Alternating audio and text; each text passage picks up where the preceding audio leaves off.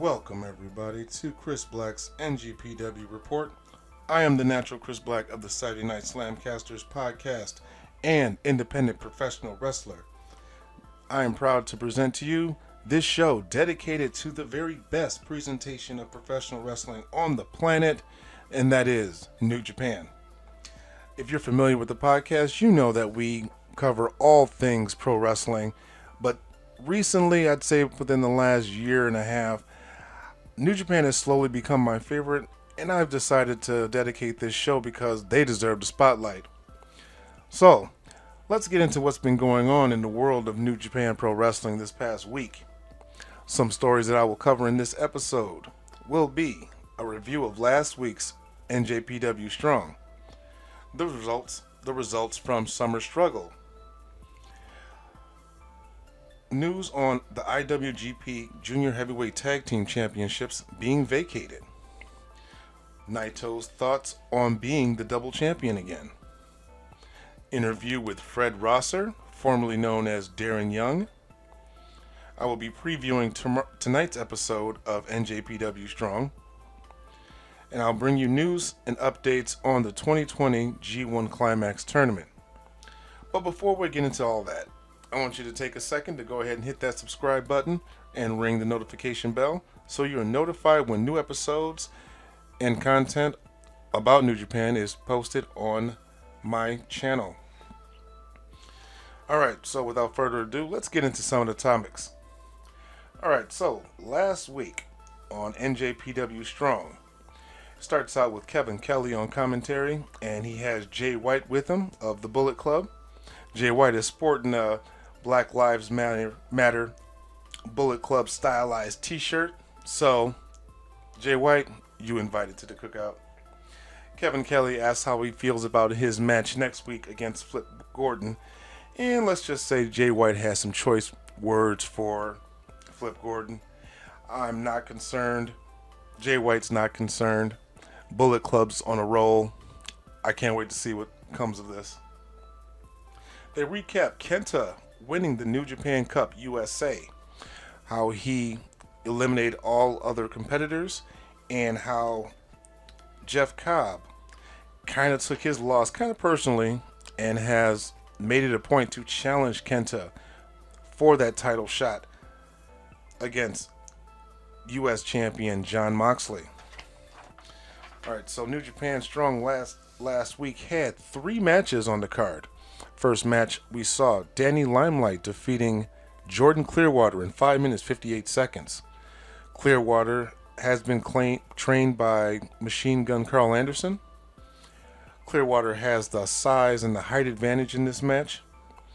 But Danny Limelight, he's no slouch. He is an ex-Marine drill instructor who uses speed and a little bit of razzle-dazzle in his wrestling offense. Limelight goes after Clearwater's leg with some pretty nice kicks, if I do say so myself. I really enjoy how New Japan is able to pull off the no heel face dynamic. Some of their competitors, they're neither face nor heel. And if you've heard a lot of my criticism of pro wrestling before, I've always thought that there's nothing wrong with a guy who has an issue with another person but doesn't have an issue with someone else. Both of these people may be faces, both of them may be heels. I just think that there's nothing wrong with having 2 athletes, 2 competitors going at it, trying to win a match. They don't need to be labeled as a face or a heel. They can just be 2 competitors. Sure, you'll have some guys that lean more on the heel side. You'll have some guys that lean more on the face side. And then you'll have guys in the middle who's neither face nor heel, but all they want to do is win the match. And whatever means they use. But getting back into this match, Danny Limelight, although he's not the heel, he is the aggressor in this match. Clearwater rallies together and utilizes his strength, his size once again, delivering a very good running power slam. The match concludes when Danny Limelight hits a springboard tornado DDT for the win. Pretty good match. It wasn't perfect, had a couple hiccups, but still a great showing for these 2. In the next match, we had a 8-man tag team of Adrian Quest Blake Christian, Barrett Brown, and Mysterioso defeated Clark Connors, Carl Fredericks, ACH, and TJP in 12 minutes and 4 seconds. Now, I have to admit that I'm very unfamiliar with the first team, except for Mysterioso. I've come across this name a few times. Looking at Clark Connors, he kind of has the look of a young Benoit whenever I see him. Carl Fredericks and Mysterioso start the match, showcasing that they will be having a singles match next week. There's a pretty good exchange between these two before ACH and Blake Christian tag in, who mix it up a little bit, puts together some nice little spots. TJP tags in, and I have to admit, I kind of like this version of TJP. I really didn't dig TJ Perkins in WWE, but I like this TJP. He's a lot more aggressive, he's got more personality, and he's not boring. Then you have Barrett Brown tagging in and mixing it up with Clark Connors. Clark Connors is a very intense competitor. He really does kind of remind me of Benoit, though, his wrestling style. Plus, he's got that explosiveness that I always say that is essential to any pro wrestler. The faces make some pretty good tags. Overall, this is a very good 8-man tag match. Very nice spots. Spots were happened in the right sequence. The timing was good. It wasn't a clusterfuck. But in the end, we did see Mysterioso hitting a backcracker on Clark Connor for the win. And at the conclusion of the match, we had Carl Fredericks and Mysterioso getting each other's face. Got a little bit physical, but it was broken up. Again, can't wait to see that match. And in the main event, you had Chase Owens defeating PJ Black in 11 minutes and 10 seconds. This match started out with some really good mat wrestling between these two.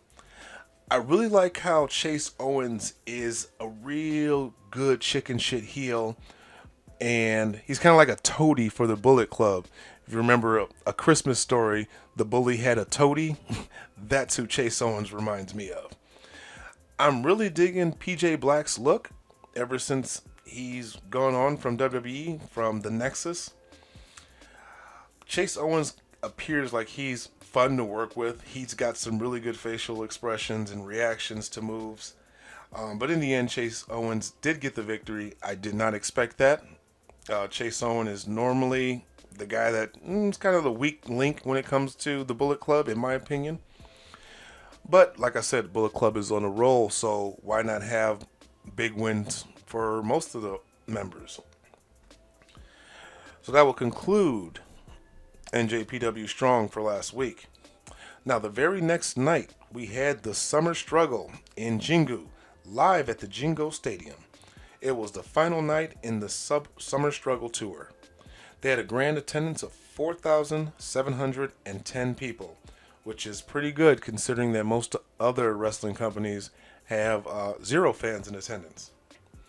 Alright, so in the opening match, you saw Master Wato taking on Yoshinobu Kanemaru. Wato is a pretty good striker. I observed before saying that a combination of strikes and his high-flying offense makes him a pretty good competitor. Kanemaru, on the other side, takes a slower approach, using more vicious strikes and stretching his opponents out, inflicting as much pain as possible. Wato moves with confidence in the ring, less of a rookie, more of a veteran, even though he recently graduated from a young lion not too long ago.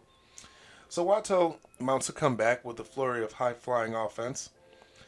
Kanemaru pulls the ref in the way to regain the advantage to no avail. Somehow the ref ended up hurting his arm, so the ref is off-selling his arm when Wato attempts to finish off Kanemaru, but Kanemaru steals a victory with a roll-up in 7 minutes and 31 seconds. Pretty good, decent opening match. Got the crowd hype. Did its job. In the next match, we had the King of Pro Wrestling 2020 Finals in a fatal four-way match, which saw Toru Yano taking on El Desperado, Okada, and Sanada. Now, I have to admit, I did not watch the King of Pro Wrestling matches. I understood it was going on. I didn't get around to watching them, But my understanding is each one of the qualifying matches to get into this match had some sort of weird stipulation. So I guess the winner of the King of Pro Wrestling 2020 would hold the title as winner. And in every match, he can defend that title without a belt. It will be, all those matches will be decided with some sort of stipulation attached. So getting into the match, pretty hot start. Every man obviously was for himself. There was a lot going on in the match, but it was easy to follow. Again, not a cluster. I always enjoy watching Sonata work with Okada. Those two are just magical in the ring. Sonata stuck Yano in a paradise lock for about a minute or so, while some other spots were going on in the ring before releasing him. In the end, we saw Okada locking in the Cobra Clutch, the money clip. As the ref goes down, Toru Yano nails a low blow and rolls up Okada for the win in 7 minutes and 1 second. I cannot believe Yano pinned Okada. But winner of the King of Pro Wrestling 2020 tournament goes to Toru Yano. In the next match, we had the Never Openweight Championship match with champ Shingo Takagi taking on Minoru Suzuki. Man, this match was a knockdown, drag out, as JR would say. Started out with both individuals exchanging blows, as to be expected. Man, Suzuki is a goddamn beast. 31 years pro.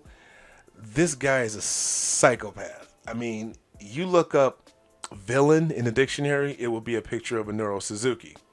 However, Taguchi is also no slouch. He takes punishment and begins to dish out some of his own. When I mention that Suzuki is kind of a psychopath, you got to watch it, because if you see him smiling and laughing during a match, that means someone's about to get hurt, and it's normally his opponent. Suzuki ends up winning with a Gotch-style piledriver in 14 minutes and 56 seconds. So new Never Openweight champion Minoru Suzuki. Hats off to Shingo Takagi for putting up with one hell of a fucking fight. Again, hats off to both of these guys. They beat the hell out of each other. In the next match, it was the IWGP Junior Heavyweight Championship on the line, as champ Hiromu Takahashi took on Taiji Ishimori. Takahashi comes out with a hurt shoulder. I guess the story is he injured himself not too long ago. I don't think it was a kayfabe injury. I really think his shoulder is kind of jacked up. Ishimori comes out, again looking like a pimp. I've said before that I absolutely love his shredder-like mask that he wears to the ring. The match starts off hot with Ishimori taking the lead, working over Takahashi's shoulder. And man, Ishimori can move. Man, that guy is just, he's a great heel, great wrestler. I just want to see more of Ishimori. He seems to be my favorite junior heavyweight. Takahashi takes off the tape off his shoulder as he begins to mount a comeback. Ishimori ends up putting Takahashi into the yes lock, which is now named the bone lock, further punishing the shoulder and the neck.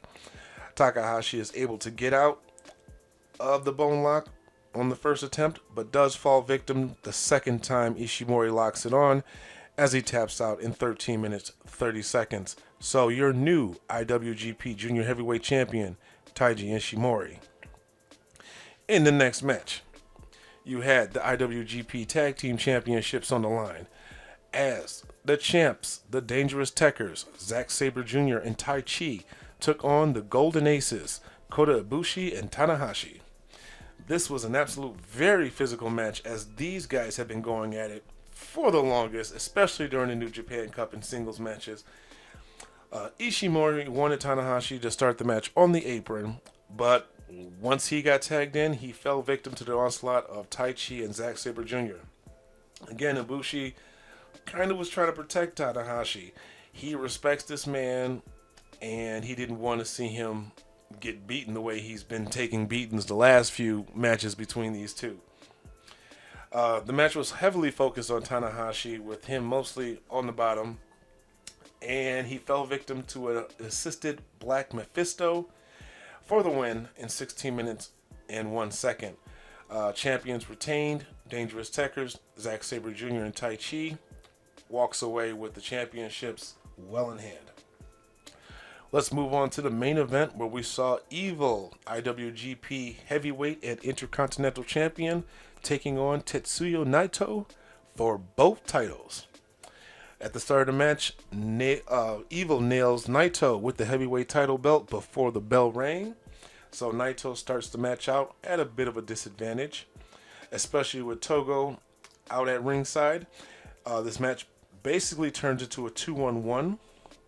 I have to say that it's absolutely great to see a crowd at a wrestling show once again. You can tell these people are into this match. Yeah, they have restrictions where they're not supposed to do any loud cheering. It's mostly just supposed to be clapping, but you can tell these people are very invested into this match. Naito is down, but he is not out as he finally gains control of the match for the first time. Evil attempts to set up a Darkness Falls on the apron, but Naito is able to fight out of it. Eventually, in the ring, Evil does hit a Darkness Falls, but Naito kicks out. Evil takes out the ref and basically just kind of throws him into the turnbuckles as Togo jumps in to attack Naito. Together, they hit a Magic Killer as Bushi comes out to assist Naito. Gato then comes out to neutralize Bushi, so you have Bullet Club members Gato, Togo, and Evil taking on Bushi and Naito. Just as the 2-on-3 confrontation is taking place, outruns Sonata, who comes out to assist Bushi in taking out Gato and Togo away from ringside, leaving Evil in the ring to deal with Naito on his own. In the end, Naito is able to nail Destinos for the win in 26 minutes, 20 seconds. So, once again, Naito, your new IWGP Heavyweight and Intercontinental Champion, two-time champion for the second time. Overall, great show. As always, New Japan does not disappoint. Absolutely can't wait until the G1 Climax, which is right around the corner. All right, so those are the two shows for this episode. Let's get into some news now. Let's talk about the IWGP Junior Heavyweight Tag Team Championships being vacated, with Roppongi 3K member Yo suffering a knee injury back on June 23rd of this year. The tag team duo has been out of action for the past 2 months, and with the return date undetermined, team member Sho decided to vacate the titles. Upon hearing this, New Japan stated that they will be crowning brand new champions in a 4-team tag team league to take place during the New Japan Road Tour, which starts on September 3rd. This tournament will consist of 4 teams, with consisting of 6 matches across 3 nights. So on September 5th, 6th, and 9th. This tournament will be on a point system where each team faces each other. Each team will get 2 points for a win, 1 point awarded for both teams in case of a draw, and 0 points for a loss. The top 2 teams with the most points will square off against each other in a championship match on September 11th to determine brand new IWGP Junior Heavyweight Tag Team Champions. The 4 teams that have been named, you have Ryosuke Taguchi and Master Wato and Team 1. Second team has Himuro Takahashi and Bushi. Third team is El Desperado and Yoshinobu Kanemaru. You have Taiji Ishimori and Gato in the final match. So looking at these teams, you have Bullet Club, you have Suzuki Gun, you have Ingobernables de Japón, and I don't know if Taguchi and Master Wato was part of any clique. This is going to be a very good tournament. Probably my next episode will be covering the matches from the 5th and the 6th. Also the 9th, as we get ready to talk about the finals on September 11th, so look forward to that. Next story, we have Tetsuya Naito's opinion of being double champ and the status of both belts. So, the 2-time champ sat down. Let me just say that he is the 3rd 3-time heavyweight champion six-time Intercontinental Champion, says that he wants to move forward and defend each title separately. He understands that this would mean doing twice the work, but unless New Japan wants to combine the titles, in which case he says just go ahead and make him a new one to defend, or he's fine with just defending each title separately. Seeing as how the G1 Climax tournament is right around the corner, it's doubtful that Naito will defend both titles or either titles before then, and may or may not have to face the winner of the G1 Climax for both titles at Wrestle Kingdom 15, unless the powers that be say otherwise. Getting into the interview with Fred Rosser. This interview was conducted by Kevin Kelly. When asked about his feelings about him debuting on New Japan Strong, Rosser says that it's always been a bucket list item for him to compete in New Japan. He is familiar with Lance Archer back when they were together in 2010, I believe, in WWE Developmental. He met up with Lance Archer last year of September, and Archer told him to check out a show happening at the Globe Theater in November. Fred Rosser decided to go to that show. He met with all the New Japan workers and wanted to see if he belonged or could fit in. Afterwards, he stayed in contact with New Japan and said that he wanted to eventually try out. In the spring, Rocky Romero reached out to him with an opportunity, and he eventually signed. Kevin Kelly says that Tom Pritchard always spoke highly about Rosser, and Rosser speaks about his time with WWE, saying that his fight was bigger outside the ring. Rosser is head of the Block the Hate movement, which fights bigotry. Rosser remembers as a kid having a speech impediment and being overweight. He said he's very passionate about being the voice for the voiceless. Rosser also states that New Japan is not looking for potential. They're looking for stars. Kevin Kelly puts over Rosser's work and says that he will fit in with the New Japan style. And I'll have to say, after looking at all the highlights from a lot of his recent work, I think Fred Rosser will be a pretty good addition to the New Japan roster. And I'm excited about seeing what he's going to do with some of the New Japan talent. So Mr. No Days Off states that is not a gimmick, it is a lifestyle. So good luck to Fred Rosser tonight when he takes on, well, let me get into that later. Speaking of getting into New Japan Strong, tonight kicks off the 2-week spectacular that is known as the Fighting Spirit Unleashed. We have 4 big matches announced for tonight's show, including the debut of No Days Off Fred Rosser and Alex Zane taking on Clark Connors in the DKC. I think that Fred Rosser is going to get a win in his debut match, so I'm predicting Fred Rosser and Alex Zane defeats Clark Connors and the DKC. In the second match, you will have Brody King taking on Haikuleo. Not familiar with Haikuleo, but I do enjoy watching Brody King. Hopefully that man can get himself a victory. In the third match, we'll feature Carl Fredericks taking on Mysterioso. I'm hoping that Carl Fredericks is able to get a singles victory tonight. Carl Fredericks just graduated from being a young lion, and I'm always rooting for this guy. This guy is one hell of a talent, and I really want him to kickstart a pretty decent run in New Japan. So hopefully tonight, with the defeat over Mysterioso, will be the stepping stone that he needs. And in the main event, we will have Jay White taking on Flip Gordon. Now, notwithstanding anything that Flip Gordon is capable of, like I said, I really think that the Bullet Club is on a roll, and hopefully Jay White will take out Flip Gordon. Probably going to be some shenanigans. I don't think it's going to be a clean victory. So I have Jay White for the win. And although I don't think it's going to be a match, I have a feeling that Jeff Cobb is going to address Kenta, whether it's just over words or whether it's face-to-face. Although Kenta has already stated that he's calling out Jon Moxley, saying that he has been an absentee champion, and he's looking forward to taking that United States Championship off his hands. But he may have to get past Jeff Cobb first. As you know, the winner of the New Japan Cup USA The guaranteed match is not really guaranteed because you may have to put that his title shot up for grabs and defend it in the match.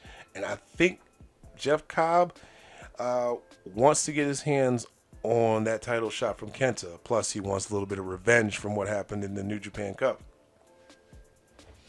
All right, let's move on to the upcoming 2020 G1 Climax tournament. So there's going to be a lot of changes to the tournament this year. Last year and all the years beforehand, you always saw talent from the Block B having some tag team matches to preview their matches for the next night, and vice versa. On Block B nights, you'd have a lot of talent from Block A having tag team matches to kind of preview their matches upcoming during the next A block night. This year, because of the global pandemic that's going on, and they want to limit the amount of wrestlers at a show, there will no longer be Block A people wrestling on Block B nights and vice versa. So it's going to be a bit of a change, and I don't know exactly who's involved as of now. All I know is that the G1 Climax tournament starts on September 15th and lasts for about a month. So I'm heavily going to be covered and focused on New Japan. And I'm sorry, WWE, AEW, all the other guys. Sorry, I'm dedicating a lot of my time to New Japan Pro Wrestling. And we all know that the winner of the G1 Climax tournament will be facing whoever the champ is at Wrestle Kingdom 15 2021. Again, I will give you my thoughts of who may have a good chance of winning that tournament once I find out who's all involved. So that's it, folks, for today. I want to thank you for tuning in and listening to Chris Black's NJPW report. Won't you go ahead and hit that subscribe button if you enjoyed this show and you want to hear me talk more New Japan? Show your support. Hit that subscribe button. Hit the like button. While you're on YouTube, won't you slide on over to the Saturday Night SlamCasters YouTube channel, where we have our exclusive reviews and interviews, which are separate from our normal podcasts. We cover series such as The Dark Side of the Ring, a lot of WWE Network content such as the Ruthless Aggression series and The Undertaker The Last Ride documentaries, which is set to be released in the next couple weeks. Also, don't forget to subscribe to the Saturday Night SlamCasters Podcast, where we release new episodes every second and fourth Saturday of every month. You can find us on wherever you get your podcasting fix. We are on Buzzsprout. We are on Apple Podcasts, Stitcher, Google Play. You name it, we're pretty much on it. We're very easy to find. And if you want to, you can go ahead and interact with me and follow me on social media. I can be found at The Natural Chris Black on Facebook and Instagram. Or you can follow me at _natural_CB on Twitter. Why don't you go ahead and show the Slamcasters some love too on Facebook at Slamcasters. And that is all for today's show. And I will see you next week, Thursday, as we talk about more things about New Japan. See you later.